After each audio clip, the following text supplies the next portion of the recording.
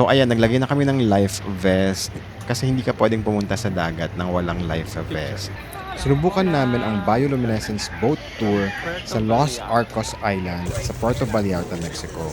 Ang gaganda kasi ng pictures nila sa website. Hindi naman siya ganun kamahal, so sinubukan na rin namin. Mga 20 minutes ang biyahe mula sa Romantica Zone at pagbaba nga ng van ay mga 15 minutes pang naglakad papunta sa boat. May mga touches nga ng Philippines itong Mexico. May mga nadaanan kaming mga palaka on the way at may mga buganbilya na bulaklak na sa Pilipinas ko lang nakikita dati. Bago kami pumunta sa boat ay pinatanggal na nga ang mga sapatos namin. Diyan ay makikita mo na yung dagat at napakaganda nga ng dagat dito sa Puerto Vallarta. Maaalala mo talaga ang mga dagat sa Pilipinas.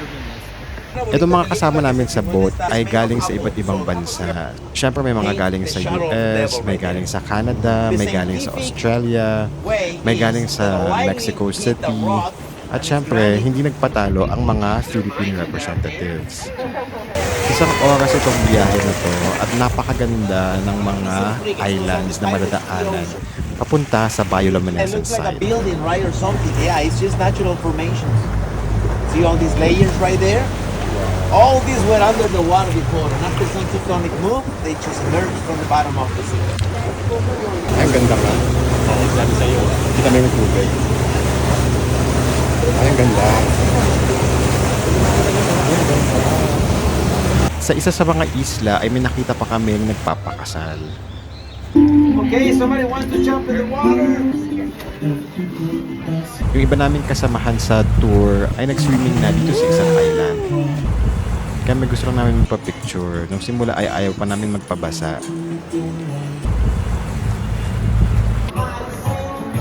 Ikot ka doon.